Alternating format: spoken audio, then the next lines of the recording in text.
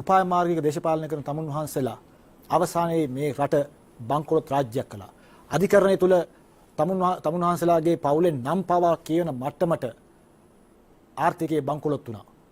ඔබතුමාලා වා කියනෝ නේද මේ ආර්ථික බංකොලොත් භාවිත? ක්ලෝඩ් ඔය බංකොලොත් වුණා කියන කාරණය. ඒක දීර්ඝකාලීන ප්‍රොසෙස් එකක් ක්‍රමවේද ආපු සමහර තීන්දුව తీරනවල බලපෑමක් කියන එක තමයි අධිකරණ තුල සඳහන් වෙලා තියෙන්නේ. ඒ වගේම ඒකට ගෝඨාභය රාජපක්ෂ මහත්තයාගේ බදු අඩු කිරීම කියන සාධකයේ සහ IMF එකට ගියේ නැහැ කියන කාරණේ පිළිබඳව සඳහන් වෙලා තියෙනවා. හැබැයි IMF එකට කොයි වෙලාවෙද යන්නේ කියලා ලෝකයේ විග්‍රහයක් නැහැ.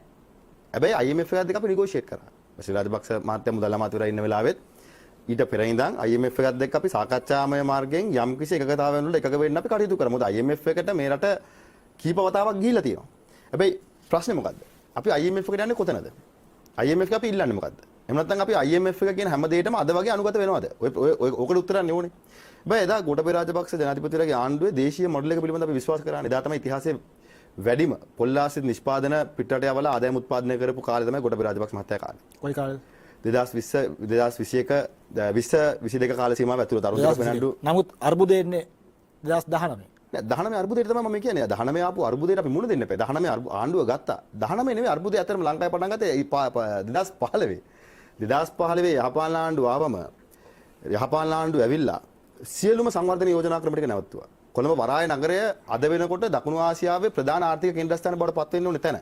හැබැයි අද මාලදිවයින කියනවා අපිත් හදනවා එකක් කොළඹ වරාය නගරයටත් වඩා අභිභවා ගිහිල්ලා. ඒ තැනට අපි පස්සට වැටුණා.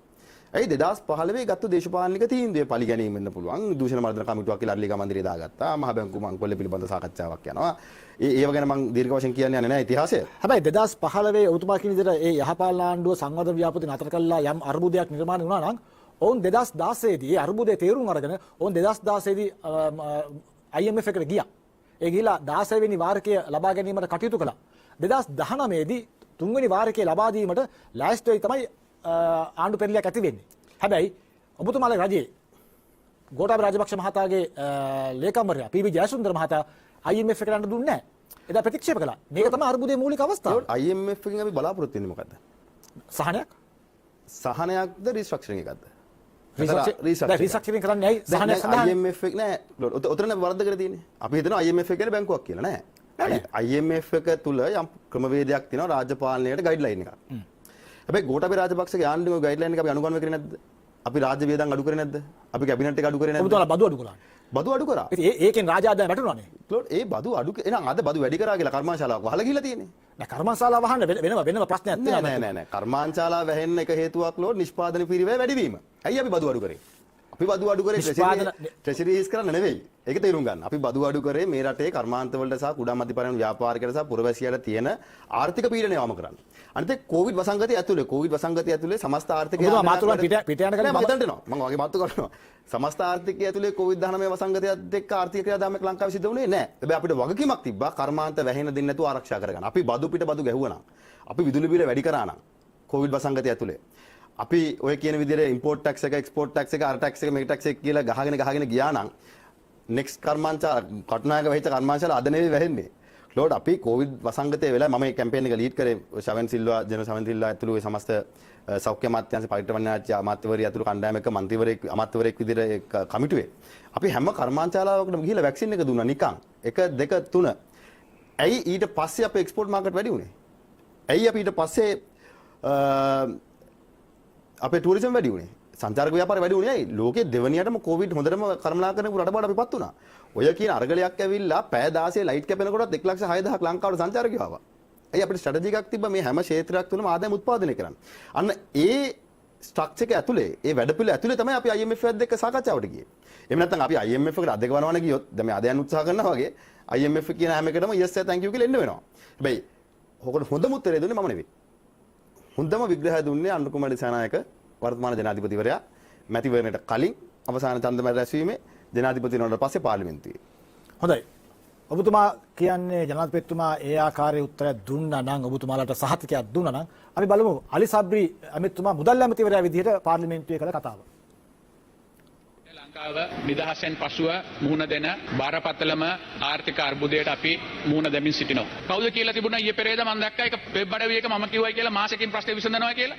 නම් මම පිස්සෙක් වෙන්න ඕන. මාසෙකින් තියා මම හිතන්නේ නැහැ අපිට අවුරුදු දෙකකින්වත් මේ ප්‍රශ්න වලට විසඳුමක් දෙන්න පුළුවන් වේද කියලා. අවුරුදු දෙකකින් විසඳුමක් දෙන්න පුළුවන්ද? නැත්නම් ඒක අවුරුදු 5ක් 10ක් වක්වා ගත කරනවද කියන එක අපි සියලු දෙනා අතේ තියෙනවා. ටැක්ස් රේට් එක වැඩි විය යුතු කාලෙක අපි ගිහලා ටැක්ස් අඩු කරා. ඒක මම පිළිගන්නවා ඓතිහාසික වරදක් විදියට. ඕගොල්ලෝත් ඒ වගේම දේවල් කරා. දැන් 2015 වර්ෂයේදී 10000කින් පඩිය වැඩි කරා. බිලියන 180ක් වැඩි වුණා. ඒක ගෙවන ප්‍රධානයක් වෙන කවුරුත් කිව්වෙත් නැහැ. ඉතින් මේ හැමෝම එකතු වෙලා දැන් විඳගත්ත දේවල් තමයි මේ තියෙන්නේ. IMF එකට මීට ඉස්සර අපිට යන්න තිබුණා. ඒකේ කතා දෙකක් නැහැ. හරි අපි පිළිගන්නවා. අපි නෑ කියන්නේ. දෙවෙනි එක එහා සමානවම රුපියල මීට ඉස්සෙල්ලා ක්‍රමයෙන් ඩිප්‍රීෂিয়েට් කරන්න තිබුණා. ණය ප්‍රතිවූණ ගත කිරීම සඳහා කල්ගත වීම නොකළ යුතුව තිබුණා. ඒක මේ රජයේ පැත්තෙන් සිද්ධ වෙච්ච වරදක්. ගිය සැරේ 2022 වර්ෂය සඳහා ඉදිරිපත් කරපු අයවැය තවදුරටත් යථාර්ථවත් නැහැ. ඒ යථාර්ථවත් නැති හින්දා අපි ඉක්මනින්ම අලුත් අයවැයක් ගැනීමට ඉදිරිපත් කිරීමට බලාපොරොත්තු වෙනවා. ඒ තුලින් ආදායම් බදු අපිට වැඩි කරන්නට සිද්ධ වෙනවා. බදු ආදායම මම හිතනවා 15%කට වගේ වැඩි කරගන්නට අපිට සිද්ධ වෙනවා ඊළඟ වසර දෙක තුන ඇතුළත. නැත්නම් ඉතින් කවුරු ආවත් වෙන කරන්න දෙයක් නැහැ. තවත් ණය අරගෙන දෙන්න තමයි වෙන්නේ ඊළඟ පරම්පරාවට. මේ වෙලාවේ මේ ආර්ථික අර්බුදයට පවතින රජය වගකීම බාරගත යුතුයි.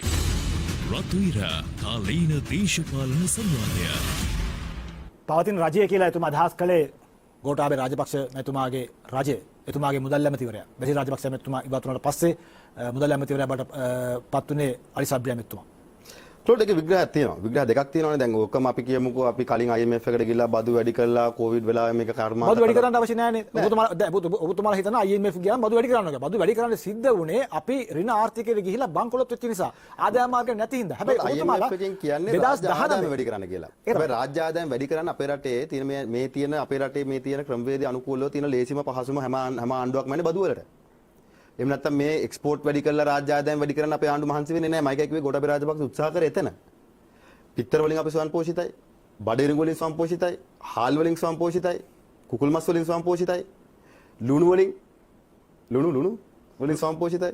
ඔබතුමා නිකන් වෙන අදහසකින් මම ඇත්ත කියන්නේ ලුණු වලින් ස්වයංපෝෂිතයි. ඔතන එතකොට අපි අනිත් පැත්තෙන් පොල්ලාසේ නිෂ්පාදන වැඩිම එක්ස්පෝර්ට් සැමන් වලින් අපි ස්වයංපෝෂණ කාන්තින විජේසේකර රාජ්‍ය මන්ත්‍රීවරයා විදිහට හිටියේ. අපි හැම ක්ෂේත්‍රයකම අවශ්‍ය වැඩපිළිවෙල අපි ගෙනාවා. අපි ඕක දැකපින් තමයි නිම්ෆෝට්ස් ආයෝජකයා ලංකාවට ආවේ. එදා LNG වලට shift වුණා නම් රුපියල් 80ට 90ට යුනිට් එකක් හදන්න ඕනේ. රුපියල් 35ට හදන්න තිබ්බ ඩොලර් මිලියන 400ක් එන්න තිබ්බා. හැබැයි ඒකට අපි තේරුම් ගත යුතු මේකේ හැංගිච්ච කාරණයක් තියෙනවනේ. එක පැත්තකින් මේ අර්බුදයෙන් එළියට මේ ආණ්ඩුව ක්‍රමානුකූල වෙන බව දැක්කා. ඒ වගේම රෙජිම් චේන්ජ් කියන සංකල්පය අපේ රටේ අපේ කලාපයට ආවේ 2009 අපි යුද්ධය අවසන් කරාට පස්සේ ලංකාවට රෙජිම් චේන්ජ් එක ගේන්න ඕන කියන එක තීන්දුව කරා. ඒකේ ප්‍රතිඵලයක් අපිත් දෙක හිටපු අපේ හමුදාපතිවරයා අපෙන් ගැලවුණා. අපේ පක්ෂේ මහලේකම්වරයා අපෙන් ගැලවුණා. මැතිවරණයකට ආවා. ඒ පිළිබඳව මේ නොයෙක් කතිකාවතක් තියෙනවා. නොයෙක් කතාවක් නොයෙක් සමාජයේ තියෙනවානේ. මේ අනිත් පැත්තෙන් මේක අර ජෝස් රුවස් කියන පුද්ගලයා යහපාලන වෙලාවේ ඇවිල්ලා ලංකාවේ කතා පැවැත්තුවා. දැන් ඇමරිකාවේ වර්තමාන ජනාධිපතිවරයා පැහැදිලිවම කියනවානේ බංග්ලාදේශ, ශ්‍රී ලංකාව, ඉන්දියාව, පාකිස්තානය, මාලදීව වෙන මේ කලාපයේ ආණ්ඩු මාරුව සඳහා ඩොලර් මිලියන 280කට වඩා මුදලක් USA ආයතනය වියදම් කරා කියන එකද අපි මේ ආණ්ඩුවෙන් අහනවා දෙවෙනකන් උත්තරයක් නැහැ. හැබැයි මම බලන් ඉන්නවා. මොකද ලංකාවේ ඇමරිකානු තානාපති කාර්යාලයත් ඔඩිට් එකක් කරනවා කිව්වා. ඒ ඔඩිට් එකකින්වත් නම් ගම් සඳහන් වෙනවද නැද්ද කියන කාරණේ පිළිබඳව බලන් ඉන්න. හැබැයි අනිවාර්යෙන් ක්ලෝඩ් අපේ ආණ්ඩුවක් තුල අපි ජනාධිපති කොමිසමක් දාලා මේ ගැන හොයනවා. මම මේ සමස්ත පික්චර් එක මේ සමස්ත කාරණේ පිළිබඳව කෙටියෙන් කියන්නේ. නෑ දැන් ඔබතුමාලා මේ යුද්ධයක් ජයග්‍රහණය කරපු කණ්ඩායමක්නේ. SMS කණ්ඩායමක් නෙමෙයි කියන ඔබතුමාලා කියන්නේ. හරි. සමිල් සෙල්ලම් ඉන්න ඉලක්කයේ බල්ලා ගිහිල්ලා ප්‍රහාර එල්ල කරන්න පුළුවන් හැකියාවක් බුද්ධ දොරටුරු තිබ්බා. ඇයි එතකොට තමුන්වහන්සේලාගේ බුද්ධියන්ස වලට මොකද උනේ? තමයි ඒ කාරණේත් මේක ඇතුලේ තියෙනවා. ඒ කියන්නේ බුද්ධියන්සත් මේ කුමන්ත්‍රණ ඉන්නවා කියන්නේ. පැහැදිලිවම 2015 පස්සේ අපි බුද්ධියන්ස ඩිස්මැන්ටල් කරා. අපි බුද්ධියන්ස කෑලි වලට විනාශ කළා දැම්මා. හැබැයි විද්‍රෝ කරා. හැබැයි ගෝඨාභය ජනාධිපතිතුමා පත්‍රිම ලබා ගත්තම ඔබතුමාලාගේ හිටපු ඒ කියන්නේ ඔබතුමාලාගේ මේ හිටපු හොඳම පුද්ගලයා තමයි රාජ්‍ය බුද්ධියන්සේ ප්‍රධානිය බවට පත් කරගත්තා. අයියේ දෙන්න යවගෙනාවේ. ආයෙ හදන්න. හැබැයි ක්ලෝඩ් අපි තේරුම් ගන්න ඕනේ බුද්ධ්‍යංශ නිලධාරියෙක් ඉන්ෆෝර්ම කෙනෙක් ඔත්තු සේවයේ සපයන කෙනෙක්ව හදන්න පාපිස්සරවත් පාර්ලිමේන්තු වෙන්නේ නැති අය ජීවිතයෙන් පාර්ලිමේන්තු ගේන තරම් ලේසි නෑ. කාලයක් යනවා.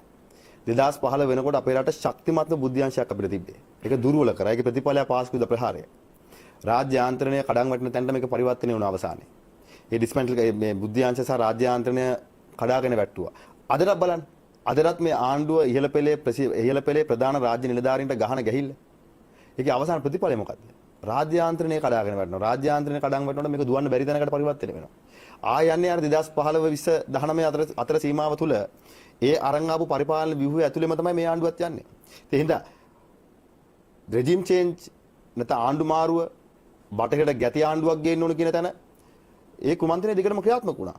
ගෝඨාභයගේ ආණ්ඩුව ඇවිල්ලා කොවිඩ් වලට මුහුණ දීලා අපි එළියට එනවා දැක්කම මේ ආණ්ඩුව මෙහෙම ගියොත් තව අවුරුදු 10ක් මේ ආණ්ඩුව පවතිනවා කියලා දැක්කම නැවත වතාවක් ඒ කුමන්ත්‍රණය ක්‍රියාත්මක වෙන්න පටන් ගත්තා. හොඳ මුදානේ බංග්ලාදේශේ. දැන් අර IMF කාරණේ තියෙනවානේ. ආර්ථිකයේ සම්බන්ධයෙන් මේවා ගන්න තිබ්බා කියලා. දැන් අරගලයේ සම්බන්ධිනුත් උක කියනවානේ. ගහන්න තිබ්බා කියනවානේ. ඇයි ගැහුවේ නැත්තේ කියලා අහනවානේ. ගෝඨාභයට LTT එකට ගහන්න පුළුවන්. ඇයි අරගලයට ගැහුවේ නැත්තේ කියලා අහනවානේ. ගෝඨාභය රාජපක්ෂ මහතා අරගලයට ගැහුවේ නැත්තේ ගෝඨාභය රාජපක්ෂ මහතාගේම නිර්මාණයකින් අරගලේ. ඒක සම්පූර්ණ වැරදි විග්‍රහයක්. ඒ සමහරු දේශපාලන වාසි ගන්න කියන විග්‍රහයක් වෙන්න පුළුවන්. හැබැයි ගෝඨාභය රාජපක්ෂ මහත්තයා පැහැදිලිවම ඒ කුමන්ත්‍රණයේ ඒ සමස්ත රාජ්‍යාන්ත්‍රණ බිඳවැටීම බුද්ධාංශ බිඳවැටීම කියන කාරණේ ඇතුලේ හිර වුණා. හැබැයි අරගලයට ගැහුවනම් බංග්ලාදේශෙට වෙච්ච දේ නෙවෙයි අපිට වෙන්නේ. අද බංග්ලාදේශෙට මොකද උනේ? ගැහුවා, මැරුවා, අග්‍රාමාත්‍යවරියට 4 පාතාවක් ජනාධිපති වෙලා බංග්ලාදේශයේ අරගලයක් පටන් ගන්න අවුරුදු එකමාරට කලින් අපිට ඩොලර් මිලියන 250 ණයට දුන්නා. ආයෙත් ඕනෙත් නැහැ. පස්සේ ගෙවන්න කියලා කිව්වා. එතන හිටපු ආර්ථිකය. අන්තිමට මොකක්ද උනේ? අගමැතිවරයාට යන්න වුණා. ඇමරිකාව මැදිහත් වුණා. ජනාධිපති අග්‍රාමාත්‍යවරයෙක් ගෙනාවා. දැන් එයාටත් යන්න වෙලා. ඉතින් ඒ තැනට අපේ රට පරිවර්තනය කරන්න උත්සාහ කරා. හැබැයි ගෝඨාභය රාජපක්ෂ මහත්තයා මේක කියවගත්තා. ඒක මම ඒ ගෞරවය දෙන්න ඕනේ. එතුමා කියවගත්තා. එතුමා ගහනවා නම් කලින් ගහන තිබ්බා. ඒක මම පිළිගන්නවා. හැබැයි දිලිත් ජයවීර මහත්තයන් කියන්නේ hashtag එක ගහුවේ ඔබතුමා කියලා. ඒක ඉතින් එතුමාගෙන්ම තමයි අහන්නේ. මොකද අපි නෙවෙයිනේ ගෝඨාභය මහත්තයා කැම්පේන් කරන්නේ. ඉතින් ගෝඨාභය මහත්තයාගේ මැතිවරණ වල කැම්පේන් කරේ වෙන සමාගම්නේ. හැබැයි ඒක වෙනම කාරණයක්. හැබැයි ඉතින් අපි යථාර්ථය තේරුම් ගන්න එපා. ඒකලොත් අපිට සමාජයට මහින්ද රාජපක්ෂගේ වෝට් බේස් එක මහින්ද රාජපක්ෂගේ නැත්නම් මේ රටේ ජාතිකවාදී කඳවුර මැතිවරණ වේදිකාවේ බෙදා ගන්න අපි ගහ ගන්නකින් වෙන්නේ මේක බෙදෙන එක. මම නම් දකින්නේ මේක බෙදන්න හදන එකත් ඒ කුමන්ත්‍රණේ කොටසක්. මේ රටේ ආදරය කරන දේශපාලන කඳවුර බෙදන්න හදනවා නම් ඒ බෙදන්න හදන පුද්ගලයනුත් ඒ සමස්ත කුමන්ත්‍රණේ කොටසක්. මෙතුමනි මේ අර්බුදයේ දෙපැත්තක් තිබ්බා. ඒ කියන්නේ මේ විසඳ ගන්න. එකක් දේශපාලන කල්පනාකරණය, අනිත් එක ආර්ථික කල්පනාකරණය. මේ ආර්ථික කල්පනාකරණය කර ගැනීමට ගෝඨාභය රාජපක්ෂ මහතා සර්වපාක්ෂික සමුළුවක් හැඳවලා සියලුම දේශපාලන පක්ෂ වලට අවස්ථාව දුන්නා යෝජනා ඉදිරිපත් කරන නිසා එතුමාට උවමනාවක් තිබ්බා මේකෙන් ගොඩ එන්න. අපි ගා තියෙන රූපරාමු ඒ සර්වපාක්ෂික සමුළුවේ අපි රූපරාමුට යොමු වෙලා එමු. විනිවිදභාවයක් හෝ කැපවීමක් අද වෙනතුරු අපි දැකලා නැහැ. අදාළ දත්ත අපිට ලබා ගැනීමට හෝ ජාත්‍යන්තර මූල්‍ය අරමුදලේ සම්පූර්ණ වාර්තාව පාර්ලිමේන්තු ඉදිරිපත් කිරීමට උන් අපොහොස් වී ඇත. ඇත්ත වශයෙන්ම මේක අපිට පොරොන්දු දුන්නා කීප අවස්ථාවකදී. මම හිතන්නේ මේ සමහර පක්ෂ මෙතෙන්ට නොපැමිණියේ මේ හේතුව නිසා. සමා වෙන්න මේ IMF වාර්තාව අපිට තාම සම්පූර්ණයෙන් ඇහිලා නැහැ. ඒගොල්ලෝ කියලා තියෙන ඇහුවා කියලා. නෑ නෑ අපිට ඇහිලා නැහැ. එහෙනම් අපි අහමු එතන මේ ජනාධිපතිතුමා දැන් හරි යාට එන්න කිව්වොත් අපිට මේ කතා කරලා විස්තර ගන්න පුළුවන්. ඒක ඇහිලා නැහැ. හරි නියෝජිතයාට එන්න කිව්වොත් අපි මේක ඒක නැත්තම් අපි පිළිගන්නේ නෑ අපි වක්කීමකින් කියනවා අපිට තාම වාර්තාව ඇහිලා නැහැ. එතුමා ඉතින් එහෙනම් යා ඒවල නැත්තම් අපි කියමු එන්න එවන්න කියලා. නෑ ඉතින් අපි ඒක යවලා තියෙනවා අපිට ඩ්‍රාෆ්ට් එක එවලා තියෙනවා. ඩ්‍රාෆ්ට් එක අපි අපේ අදහස් එක්ක ඩ්‍රාෆ්ට් එක වෙලා තියෙනවා. ඩ්‍රාෆ්ට් එක නේ එවන්නේ මුලින්. ඊට පස්සේ ඒක රිපෝට් එක ෆයිනලයිස් කරලා බෝඩ් එකට දාලා ඒකට එවයි. ඉතින් ඒක අඩුගානතුමා පිළිගන්නවා ඩ්‍රාෆ්ට් එක ආවා කියලා. මෙතෙක් කල්ක ආවේ නැහැ කියලා. නෑ ඩ්‍රාෆ්ට් එකක් ඉතින් මුලින් අපි ඒක සාකච්ඡා කරන ඩ්‍රාෆ්ට් එක ඉතින් ඔබතුමා දන්නවනේ මට වැඩිය හොඳට. නෑ ඔබතුමා හින්තියන් කමන්නේ. ඔබට ඩ්‍රාෆ්ට් එකක් ආවනම් අපිට එන දවසක් මොකක්ද? දැන් ඩ්‍රාෆ්ට් එක දුන්න බෑ. ඩ්‍රාෆ්ට් එක මට කමන්නේ දෙන්නම් මේ නෑ ඩ්‍රාෆ්ට් එක දෙන්න බෑ. ඒ මොකද ඩ්‍රාෆ්ට් එකේ අපි චැලෙන්ජ් කරලා තියෙනවා. නෑ මට දෙන්න එපා දෙන්න එක පාර්ලිමේන්තුවට දෙන්න. රතුයිර කාලීන දේශපාලන සංවාදය. ගෝඨාභය රාජපක්ෂ මැතිතුමා කොයිතරම් උත්සාහ ගත්තත් මේක කල්පනාකරණය කරගන්න මේ ආර්ථික අර්බුදයෙන් ගොඩ එන්න බසිල් රාජපක්ෂ මහතා ඉඩ දුන්නේ නැහැ කියන චෝදනාව එල්ල වෙනවා. ඒක දේශපාලනික චෝදනාවක්. දැන් මේ සාකච්ඡාවම බැලුවම ක්ලෝඩ් පැහැදිලි වෙන්නේ නැද්ද? මේ සියලු අර්බුද වලට කලින් අපි IMF එකත් එක්ක කතා කරලා තියෙනවා කියලා. ඔව්. IMF එක ඒක IMF එකේ කොන්දේසි සමහර කොන්දේසි වලට අපි එකග වුණාද නැද්ද කියන ප්‍රශ්නේ මෙතන තියෙනවා. 2016 වෙනි වතාවට IMF එකට ගියා යහපාලන රජය. ගිහලා ඒකේ මොනවාද වාරිකත් ගත්තා. 2019 අර මේ මුල් කාර්තුවේදී සමාලෝචන සාකච්ඡාවක් තිබ්බා. හැබැයි රජය වෙනස් වුණා. ඒ නිසා 2020 තනි තීරණයක් ගත්තා හිටපු PB ජයසුන්දර මහතා IMF නොයන්න සහ සම්පූර්ණයෙන්ම උන්ගෙන් ඉවත් වෙන්න. මේ තීරණය ගත්තේ කැබිනට් එක ඔබතුමා කැබිනට් එක හිටියා. කැබිනට් එක දැනුවත් කරලාද? නෑ 2020 ඉතින් දුව ගන්නට අපි හිටියේ නෑ. මම දැන් පළවෙනි මාස කීපේ නේද? ඔව් ඔබතුමා හිටියා. නමුත් කැබිනට් එක දැනුවත් කළේ නැහැ. ඒක තනි තීරණයක්. ඒ පිළිබඳව මම හිතන්නේ දීර්ඝ වශයෙන් සාකච්ඡා කළ යුතු කාරණයක්. හැබැයි ක්ලෝඩ් කැබිනට් එක දැනුවත් කරාද නැද්ද කියන කාරණයට වඩා මම කියන්නේ IMF ද මේ සාකච්ඡාව ඇතුලේ අපි IMF එකට ගිහිලා තියෙනවානේ. ඩ්‍රාෆ්ට් එකත් එවලා තියෙනවානේ. ඒ කියන්නේ පසුව සමහර කාරණාක්ලොත් තියෙනවා අපි රාජ්‍ය පාලනය කරනකොට හැම එකම ටීවී එකට දාන්න බෑ. ඒවා සාකච්ඡා කරනවා. හැබැයි අපේ ආණ්ඩුව IMF එකත් එක්ක සාකච්ඡාවේ හිටියා. PB ජයසුන්දර මහත්තයා IMF එකත් එක්ක සාකච්ඡා කළා අයින් වුණාද නැද්ද කියන කාරණේ පිළිබඳව දේශපාලන වේදිකාවේ මත කතිකාවතක් නේ. හැබැයි ඒ සාකච්ඡාවේ ඒ ආණ්ඩුව හිටියා. කැබිනට් එක දැනුවත් කරන්න නැද්ද කියන කාරණේ මම දන්නේ නැහැ. මම කැබිනට් එකේ හිටියේ නැහැ වෙලාවේ. හැබැයි සාමාන්‍යයෙන් කැබිනට් එක දැනුවත් කරනවා. ඒක මිනිත් එකකින් වෙන්න පුළුවන්, නෝට් එකකින් වෙන්න පුළුවන්, කැබිනට් පේපර් එකකින් වෙන්න පුළුවන්. හැබැයි ඒ ආණ්ඩුව IMF එකත් එක්ක කතිකාවතක හිටියා. ඒක පැහැදිලි වෙනවා. රනිල් වික්‍රමසිංහ ජනාධිපතිවරයා එදා පාර්ලිමේන්තු මන්ත්‍රීවරයෙක් නෙවෙයි.